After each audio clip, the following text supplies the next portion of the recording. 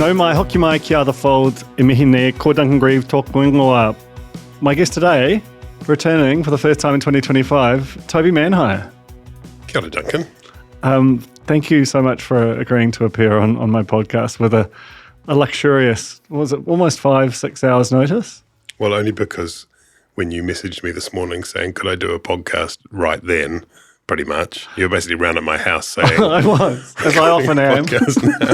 You're on a podcast, like a sort of a junkie, sort of scratching his arm. You just lay down a track. It was very unthinking of you, but because at that very moment Arsenal was playing Manchester City. And how was it going? Very well. Very well. And yes, but no, it's a true privilege to be back in the Fold studio. It's sure, back in the fold of the Fold. It sure is. Okay, today we're going to talk about, we'll largely have a sort of a media angle on the whole Ted Cruz international incident, which I'm not at all sure that Ted Cruz is even aware has happened or is still ongoing. I wonder if he's even aware that he posted that tweet, whether he has someone, maybe he's got, an intern. Well, it's quite a lot of typing he's done. He's really using the full, the limits, testing the limits of the machine. But there's quite an interesting backstory to that, which Toby has sort of uncovered, and we will discuss.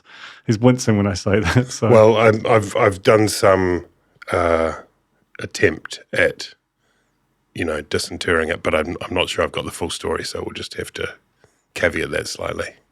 Speaking of caveating slightly, I also have the Fold's first ever correction. So I forgot something wrong. Is this the first time any mistake has been aired on the Fold? Yeah, it's just crazy. So apologies to Acast, and I'll detail that. Stay till the end. You'll be excited about that. We're also going to hit on our recent former colleague, a very, very talented Madeleine Holden, who's started a Substack and come in off the boundary with an absolute pillar about a very irritating Apple AI ad, which we'll talk about. We'll quickly touch on the drama of kind of a different end of the technology spectrum, which is Sky's issues with the aging Optus satellite sort of falling out of rotation and impacting some of their customers and what that's blown up into and what it speaks to for Sky. And I've got a kind of a perennial complaint about a council, sort of Auckland Unlimited situation, and that should be enough for this week, I think. So before we get into it, I just want to remind you that the Fold, this podcast, will be going live from the stage at the Hannah Playhouse, which I've been instructed to point out is in Wellington. It's the former Downstage Theatre. Former home of the Downstage. I've only ever been there to attend Spinoff events, and I think you've been on stage at every one. They've been a fantastic time, and I cannot promise that I'll deliver the same quality product, but I will deliver something alongside Bernard Hickey and Lucy Blackiston, two very successful Substackers, to talk about the sometimes tense, sometimes I think always interesting relationship between Substack and journalism.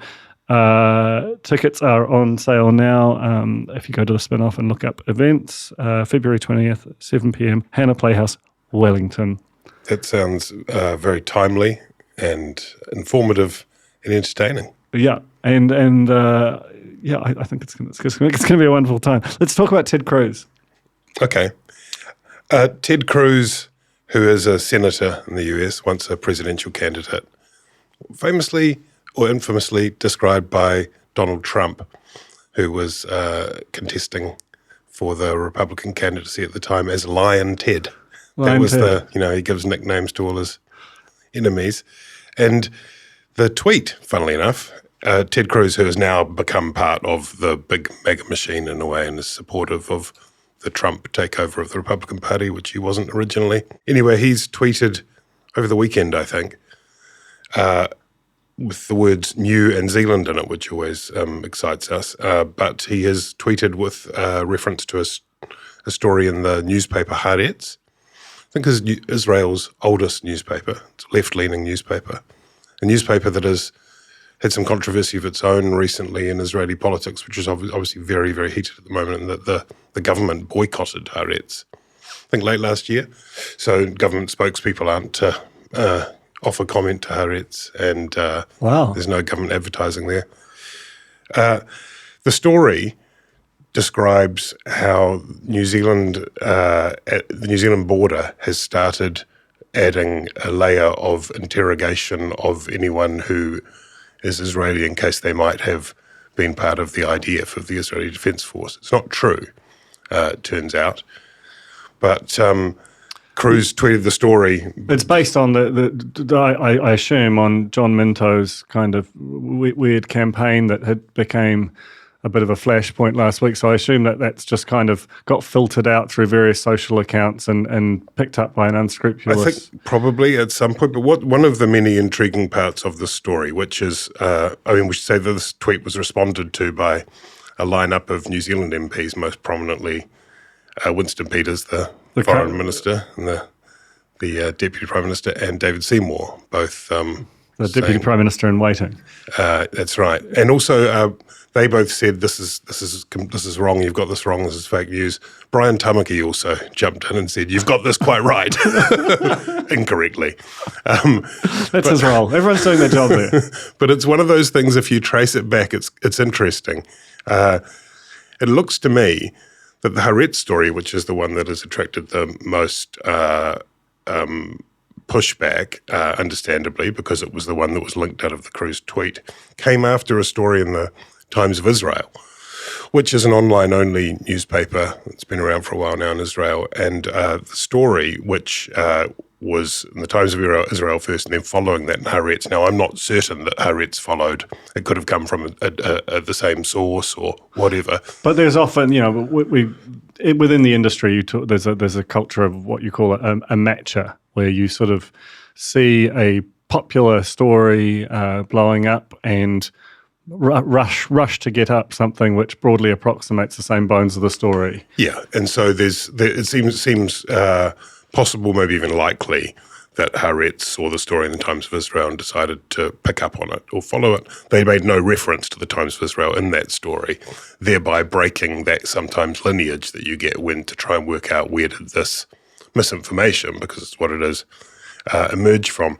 The story seems to involve somebody who has tried to get a visa for New Zealand. An important point here is that Israelis don't require visas to come to New Zealand as tourists for up to 3 months. There's a visa waiver program. So that part of the story, which is there in both of them, is just dead wrong. The Times of Israel says Israelis applying for a tourist visa are being asked about the dates of their service. Not true, but there is a form, and forgive me for getting into the weeds here, the INZ 1200 form seeking additional information, which Immigration New Zealand does require people to fill out whom they determined need to fill it out. And it's got questions about your any involvement in the police, in government of any form, and who you're, and also any military service. And it's generic. It's absolutely, there are questions in it that wouldn't make any sense to someone who'd served in the IDF. Of course, most Israelis do serve in the IDF because that's a requirement of citizenship to do sort of national service. So that makes the story slightly more complex.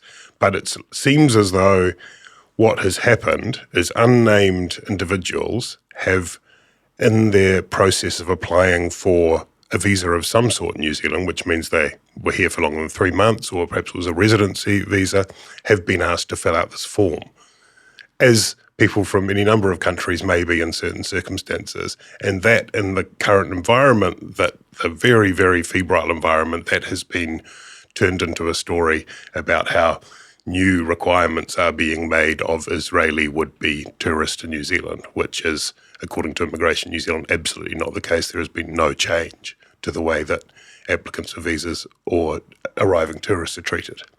It's a really fascinating, and for me, I don't know if chilling's the right word, but it feels like instructive anyway, about the Brian Morrissey, very good media writer, he uses this term, I don't know if he coined it, but it's called the information space, which is he uses as a catch-all to describe the way that the sort of, you have a degradation of kind of quality and reach, but also attention paid to conventional or institutional media, pick the term you like, and the rise of social media and the increasing kind of primacy of, accounts, of some sort of supermassive accounts, or the ability of accounts to get massive distribution, and for big chunks of the population to be more inclined to believe that anything that is put in those accounts, then they wouldn't go and check it, and they would be, if they did see a sort of a New York Times fact check, they'd probably believe the account over the fact check kind of thing. And this just seems like such a perfect little encapsulation of it's weird because in my mind it's the thing that we're moving into, but we're probably already there. There was this interesting piece in the New York Times over the weekend talking about the manosphere and the way that the sort of media, particularly sort of progressive media, talks about this kind of strange little, annex of society, when in fact the mainstream media is actually the strange annex of society. The manosphere is orders of magnitude larger in terms of reach and popularity. And there's just something about which end of the telescope you're looking through. So, so what we've seen is Haaretz clearly have realised that they've made an error and they're a responsible outlet that erred, and that happens to the best of us, and they've deleted the story. But Ted Cruz's tweet is still up and still getting wide distribution. It's had millions of views on X, which has been re-engineered to really, a story like this is always going to take off, especially when it's associated with a figure like Lion Ted, who was, it turns out, lying in this instance. Well, yeah, he was certainly conveying misinformation. I think what's happened is they've deleted the tweet, Haaretz. They have updated now the original post that was published on the 30th of January, rather than removed the story. But is the current story now factual? Mostly, I think, yeah. But the Times of Israel story. And the Times of Israel is a big website and multilingual news site in Israel, remains there. It was the most read story on the site for several days. And it's interesting that all the attention is on Haaretz because Ted Cruz tweeted it. Now, maybe that's right. Maybe Ted Cruz's influence is more important. Maybe it's speaking to a particular audience that it matters. But if we're talking about the damage to New Zealand's reputation, which is what I think we should talk about, the politicians at Immigration New Zealand are concerned about by the propagation of misinformation, then I hope someone's talking to Times of Israel too, because it seems like everyone's attention is on Haaretz, and they're certainly not blameless in this, because perhaps if they'd acknowledged, assuming they did, and I don't know this is for a fact, if they had based their reporting on reporting in a separate newspaper, and they had acknowledged that, then maybe they wouldn't find themselves having 60,000 mentions, notifications buzzing off all the time. It's really interesting to me because like I said, as an episode, because Ted Cruz's tweet is still up while the news cycles would be moving on internationally, and for most people, let's be honest, notwithstanding the fact that it obviously was very well read on the Times of Israel site for it to be topping their readership charts, the zone is flooded. Mm-hmm. It's flooded all the time. But particularly in these early days of Trump's second administration, keeping up with the volume of kind of just earth-shattering, norm-shattering news is impossible for anyone. So you're not going to follow up with a story like that, typically, not deliberately, unless you're a very strange person like the one I'm sitting opposite. But it will lodge in people's minds that New Zealand is, hostile to, or has made this decision. So I think the misinformation version of the story will be far more commonly understood than the correction. The old saw of the truth making it halfway around the world before the lie making it halfway around the world before the truth gets its boots on. Funny thing about that is that is almost always attributed to Mark Twain, and that's in self-misinformation. Everything's attributed to Mark Twain, right?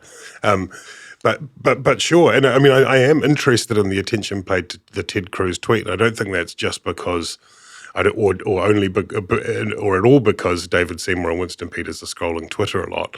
He is an influential figure in the White House, hugely, and has the president's ear, and so even for him to be broadcasting that to his crowd is arguably as damaging in terms of what it might lead to as the original reporting itself. I would argue it's more damaging, but just because of the scale of the platform, his influence, and just how fragile things are with everything in America now. Like the idea that this might put us on a list of countries to be paid attention to now, and that a second strike, irrespective of whether it's true, might lead to, like, would it shock you if there was some other kind of big misunderstanding and there would be tariffs kind of inflicted on it? Nothing's impossible, right? Nothing shocks me anymore. But then again, there's such an arbitrariness about so much of this. The Wall Street Journal headline this morning, the dumbest trade war ever. Yeah, that's a good headline. Yeah, I mean, everyone's doing it for social clout. Like the Trudeau's kind of picking particular kind of products that go to Republican, Kentucky bourbon and so on, that go to Republican senators who he's coded against to inflict revenge on. It's all just madness. Yeah. Anyway, thank you for recapping that, Toby, and it will be interesting to see how it plays out. Like, will that become just a sort of a commonly known wrong thing in the way that so many issues are, or will the sort of record eventually get corrected there?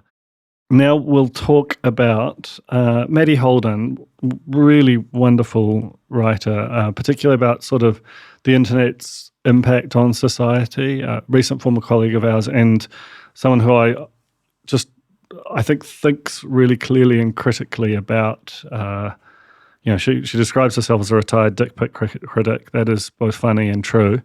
And she's just kind of lived a lot of internet lives and generally thinks really hard about what moving all of our communication to the small black rectangle has done to us. She started a new Substack. It's at madeleineholden.substack.com.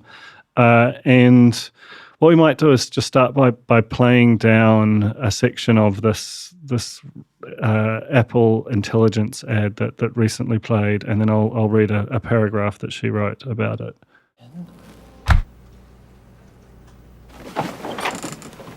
To the inconsiderate monster who has been stealing my pudding, What kind of freeloader would think to themselves, I think I'll steal someone's pudding. I think I deserve it, when in fact you do not. it was my pudding, mine, not yours. So you get the idea. Basically, there's this kind of dweeby guy who's had his pudding stolen at work, and he's writing this very hot-headed email, which he's just about to hovering over to hit send on. And then there's an option within Apple Intelligence to sort of change the tone to a much more affable one, and which he does. He thinks the better of his email, and gets his pudding back, and that's this massive win for this guy. And Maddie wrote, "The ad is meant to be funny, but there's no irony whatsoever about that last point. That by capitulating to friendly mode, Dale wins. Any red-blooded viewer can see his life force being drained from his eye sockets. You get the sense that the short film is widening up to a Clockwork Orange-style meditation on the creepiness of social engineering wrought by AI. But it isn't. It's an advertisement for AI. It isn't meant to be blood-curdling. It's meant to have you laughing all the way to the Apple Intelligence software update. The sooner you start friendlyfying your emails, the better. That this bland eunuch prose is actually good is taken as read." It's an amazing screed. This Well, the one thing you didn't say about Maddie's writing is it's very funny. So she does all this sort of great internet culture in this subject area, but it just sort of dances off the page, doesn't it? It's worth adding. That's absolutely true. That it's not. she's furious, but she's funny at the same time. Yeah. A lot of furious is kind of dime a dozen on the internet, but being really funny with it is a different thing. But it's interesting, right? Like, because I actually asked Maddie to come on and talk about it, but she rightly, or, sort of absolutely fairly demurred, saying that writing is her medium, and it absolutely is. But I've had a few people on this podcast to talk about AI, and largely because my own instinctive reaction to it is it does make me uneasy, but I always try and resist my instinctive reaction. But there's something about the way it's starting to appear in every product, and the products are increasingly sort of leaning you towards just touching that button, which I don't really know how to unpick them, or if you even can. That is, it feels new and very recent. Well, one of the reasons as well that Maddie is such a compelling writer is that she's avoiding doing any fence sitting. She's kind of, this is just appalling, whereas most of us are trying to, and she lambasts us. There'd be many of us who are like, well, we can just do a little bit of, we can do a little bit of, a little bit where it's useful. The thing, just going back to the ad, is I think, if you remember, there was another ad last year. This is Apple the got iPad into trouble ad. for. They got criticised for, quite rightly. It was a real tone deaf moment where they had a bunch of creative instruments, a piano, a guitar, a metronome, and other things being squashed by a giant metal thing, and then it eventually goes, look, the iPad is so much thinner, and it was the message was, all this human creativity can be contained in our machine. And this is sort of similar in its own totally agree, much more quotidian way in an office setting, is that what it says is, we're going to look at this, how cool this is, we can change something that's kind of meaningful and somehow innately human, whereas I would say that's the worst part of it. And we can debate back and forth about whether or not generative AI can write screenplays or symphonies or whatever. What it's really good at doing, I think, is saving time doing really quite tedious and monotonous tasks that can speed things up for people who are being creative. Maybe that's a little bit Pollyanna-ish on my part, but it does speak to Apple not really quite getting something there. And I'm not an expert in Apple, but it does seem as though something that Apple of old would probably have tried to avoid. Yeah, I think that's absolutely a great observation, and that historically, in the sort of 2000s, when it seemed to be sort of changing the world every couple of years with a device of some description or a change to the mental or software model, that it was just sort of effortlessly always got the tone right. In terms of how it presented itself. It was the opposite of making you more robotic, whereas, this sort of seems like we're going to robotify everybody. And I don't know, the example that's given by Apple, you can imagine that for some people it might be useful, right? Like if you say to yourself, I'm somebody who sometimes struggles with tone, and I keep on finding that when I send Te here these emails, he's like, man, that guy is such a fuckwit, why is he being so... and I'm like, I thought I was being cool and funny, and Te is like, no, you're being a dick again. That's true. And if I could run it through something, maybe not to the extent of the version that the ad gives, but if I could just say, can you just have a look over this email and see if there's anything here which is rude? Is that?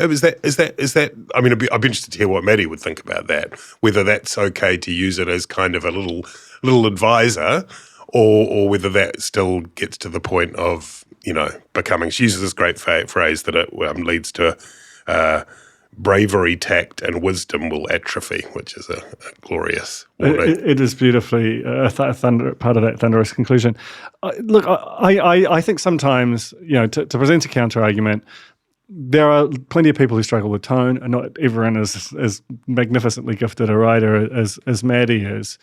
The thing that I think she's correct about is that there is this kind of quite inhuman and kind of contemptuous quality to when something is just clearly AI generated. She quotes an example of a girlfriend of 7 months who got this really just pathetically written text from her boyfriend that came up 100% on AI generation. And you do see it more and more. And there's something, for me anyway, that kind of quivers on contact at it. But yeah, there's I don't know.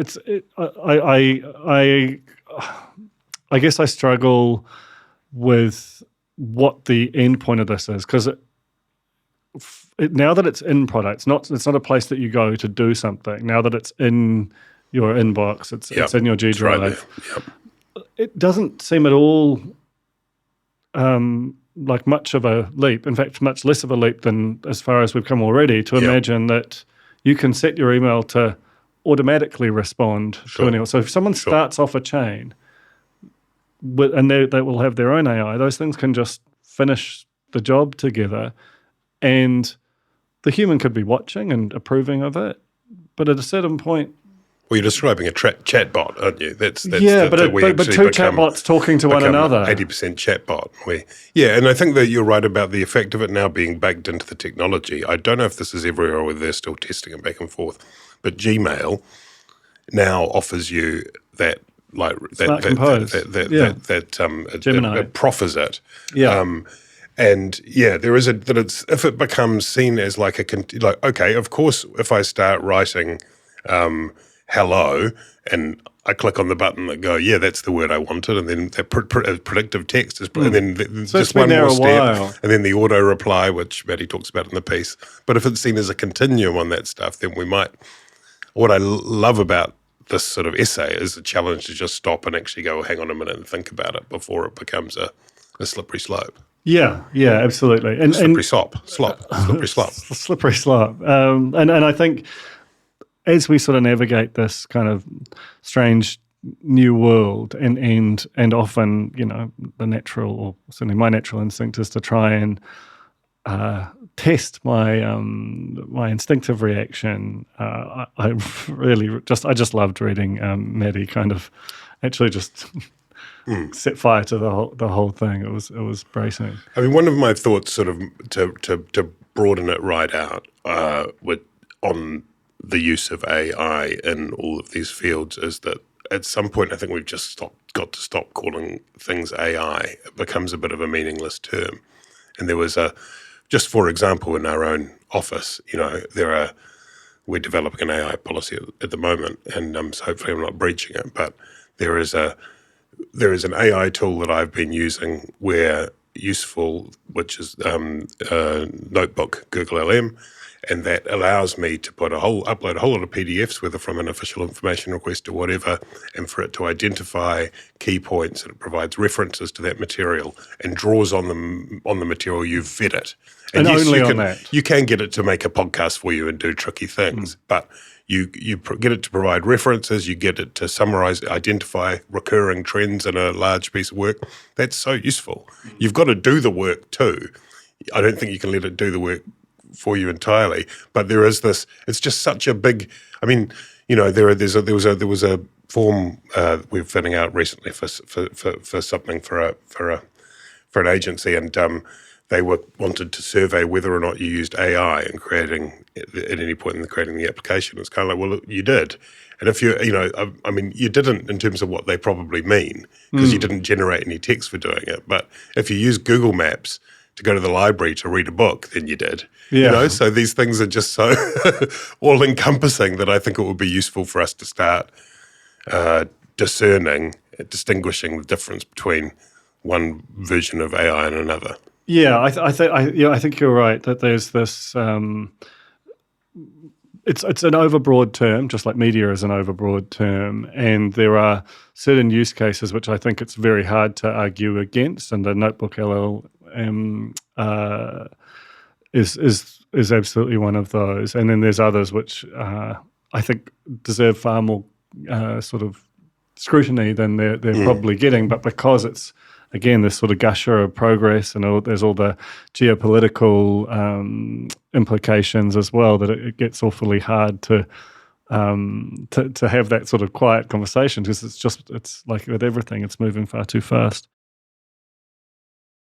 Let's talk about Sky's satellite issues. So these have actually been sort of coming into view for a while now. That basically there's a few hours of the day where some, but by no means all, of the old school sort of Sky satellite box customers have signal fade, which is a really big thing for them because they're paying a lot of money, and for a lot of them it's the sort of only way that they're accessing television at all. So it's not just impacting Sky. It's Sky. Some of Sky. One of the things about Sky is it's a really big part of linear viewership because they typically are an older audience, which are more likely to watch television as well. So it impacts TVNZ as well at a time when it really needs viewership to stay as high as possible. But it sort of blew up into the public consciousness last week. Shane Curry had a big story, a very long story, a big story in every sense, which quoted a lot of disgruntled customers. But it's a tough situation for Sky, right? They have a solve coming, but they can't really accelerate the timeline. There's a new Optus satellite that's coming in, but in the meantime, there's a lot of people who are really mad. Yeah, it goes up, and I think it's in April it comes into service, doesn't it? That's right. Yeah, and so it's kind of trying to bridge that divide, and I think that there are because there are technicians being sent out to look at different Sky dishes, probably the different amounts of moss that you've got climbing over your Sky dish, or the time a possum head-butted it and knocked it out slightly so it's not pointing at the right bit of orbit or whatever. I heard actually last week, I think it was before the Shane Curry story, on ZB, I was listening to the King of Talkback, Marcus Lush, at some point, and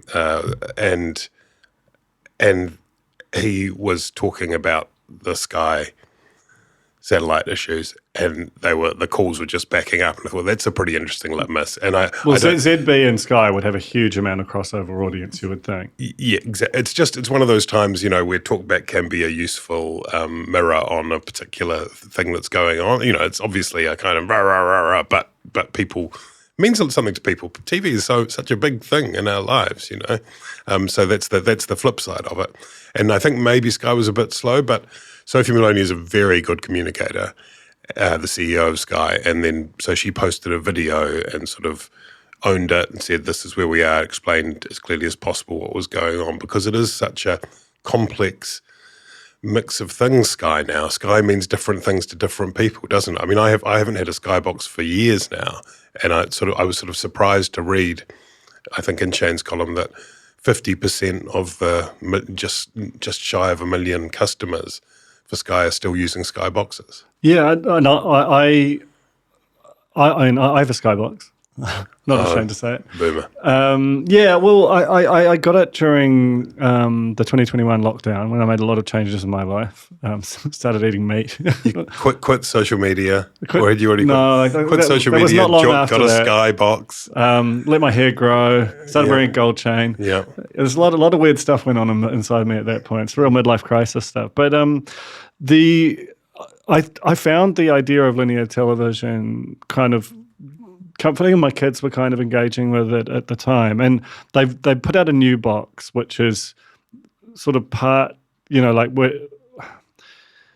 it's sort of internet enabled. So I think it's better if you have a dish, but I don't think it's 100% set. I'm sure that comms will update me if I have that wrong. But it's good to have this kind of technical expertise in the room. The point is that it's a really zhuzhed up version of the old Sky box, and it very much feels like it takes advantage of the what the internet does while preserving the kind of linear and my Sky qualities of the old box. So they are running that stream and updating that stream of engaging with Sky, while at the same time they had to have Sky Go for Sky box customers who happen to be away from their box, while at the same time as having Sky Sport Now for people who just want to access Sky Sport over the internet, while at the same time having their planner, which allows you to access Sky's and record things remotely, great system, while at the same time as having Neon, which has a sort of a version of their entertainment package.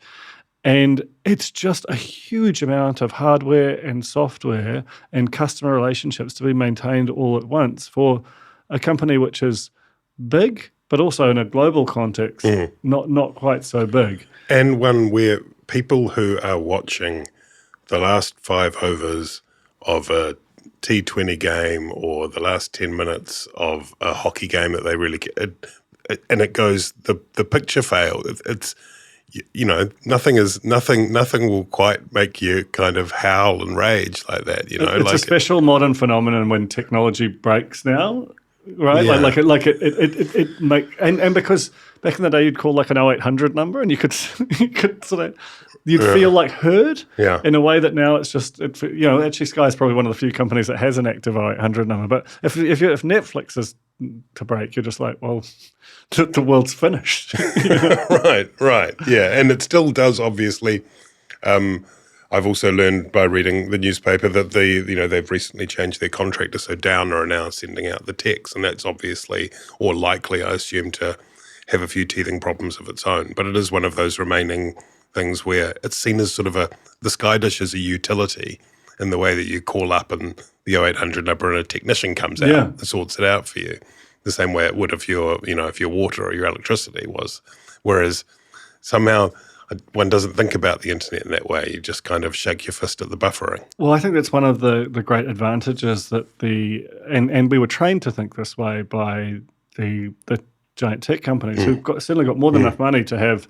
Google could send around a person to your house in 5 minutes and work out whatever your issues are there. Helicopter. Send a helicopter. Absolutely. Send a fleet of them. Probably a fleet of drones, more likely. But the point is that they don't need to because their products largely do work. But when they fail to work, which is happens quite often as well, especially with like a product like Facebook, which is just like a mess of different elements to it, you have no recourse, and you that's just sort of accepted as part of the operating model. Is that you might have your account might be deleted and there's no sort of ombudsman to complain to. It's just you've got 3 months without an account, and it's like the expectations of New Zealand domiciled companies are really different to the other media companies. It's just one of a myriad advantages.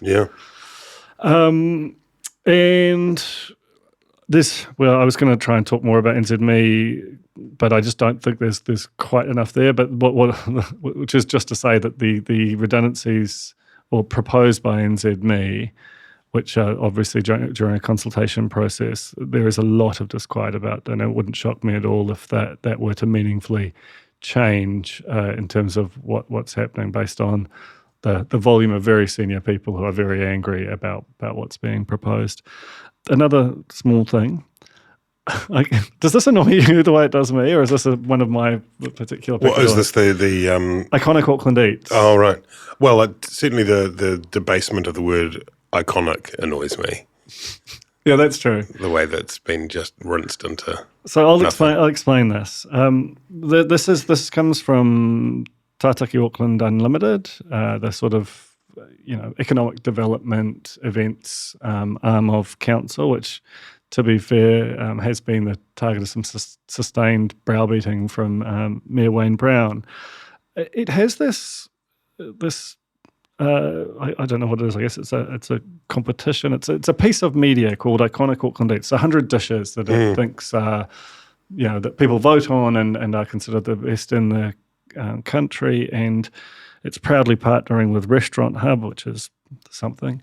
But the thing that frustrates me about it is we have in Auckland, and declaring a bias here because a very good friend of ours, Henry Oliver, is the editor, and until recently Simon Chesterman, another good friend, was the publisher. But Metro is an institution. It's got a 40-year history. It's got a very serious approach to how it engages with Auckland's restaurants. There's also Viva, which does the same thing. Jesse Mulligan, probably the most influential restaurant critic in the country. There is also Cuisine. There is also Denizen. There are just, there are any number of good, rigorous assessors of Auckland's dining scene that exist in the media. And I think that council could very well have a role to play in kind of bringing their excellent work to light and potentially spending some of the money that they're spending on something like iconic Auckland Eats on, helping prop up those, I think, quite vital institutions of hospitality. But instead, they've created their own sort of crowdsourced competition to it, which is now seeking sponsorship in direct competition with what's happening in the media. Am I crazy, or is that just overreach? I think I don't know with whom they're working. They should be working with Metro. They should be working with the Herald, Viva. Those things I think are really important. I assume that something like this, I think they're saying it's in its 5th year. I'm not really up to speed with it, but it is. It's returning for its 5th year. Yeah. I assume that this is all a response to or trying to do Wellington on a Plate, which is a similar version of that. They also have Auckland Restaurant Month here. But it's trying to generate some activity for a struggling hospo scene. And I don't think that's a bad idea necessarily. I think Wellington on a Plate is a magical event, but this is a purely media play, and I think that there is. So I do think that there is a meaningful distinction there, especially when you have something that potentially brings tourists to the city to spend money and all of that kind of thing. But this feels really ill thought out to me. Anyway, I just wanted to have a complaint about it. Yeah, well, I would it be ill thought out if they were partnering with a local magazine and using that to disseminate the stuff and bring things in? That's all right, isn't it? I think that's entirely acceptable. Yeah, okay. It's just where it is sort of effectively in competition with or largely duplicative of very good work that the Restaurant of the Year or Cheap Eats, Cafe of the Year, all of those kind of tent poles that exist for Metro and similar things for Viva that are struggling right now. Like Viva, I think, has been is in scope for some of these cuts, and you just think maintaining the vitality of a city is a really important thing. But I think that understanding that connective tissue role that media can play is just really crucial. I think there's a virtuous circle when if you haven't thought like this and you think it's a good one, then you need to also use it to embolden and power up the media that provide that sort of work, that rather than you just thinking of that as some kind of organic thing that happens, that spontaneously occurs. Yeah, or that it needs to be busy work for your own people. With apologies to anyone who's working on that. Lastly, I do want to make a correction. On my show with Glenn Kine last week, we were talking about Acast, which has signed up between two beers, and kind of made reference to it potentially having had a sales relationship with MediaWorks or NZME. Etty from Acast has been in touch just to say that is not the case, that it never has had a sales relationship with the two big audio players. It is, in fact, an independent hosting distribution and monetization company that invented dynamic ad insertion as a way to monetize podcasts. So when you're on Spotify now and you're sort of partway through a podcast and they'll kind of have dynamically inserted ads that are locally relevant rather than them trying to sell you a mattress or a pair of spectacles, as was the original approach to podcasting. And that is a very significant innovation. They also work with Making Sense with Francis Cook, The Worst Idea of All Time, Girls That Invest and Delve, and generally So I just wanted to apologise for my error. And that's a big, long, healthy correction. It's also worth pointing out, and I'd like to make this clear, that to the best of our knowledge, Acast has no relationship commercially or otherwise with James Acaster, who is that boy next door stand-up comedian. Very tall. From the UK. Very funny. I mean, you would Acast, don't think they're related. Well, if it's an opportunity, and if I've got that wrong, sitting right there, I'm happy to come onto the podcast next week and maybe we can make this an incredibly long-running correction by just guessing at something about Acast each week, and invariably being mildly wrong, and we'll just keep it going. I'm sure they love that. I'm sure they would. Thank you, Toby. Thank you, Tia here. Thanks, Tia here. Thanks, Duncan. And we'll see you next week.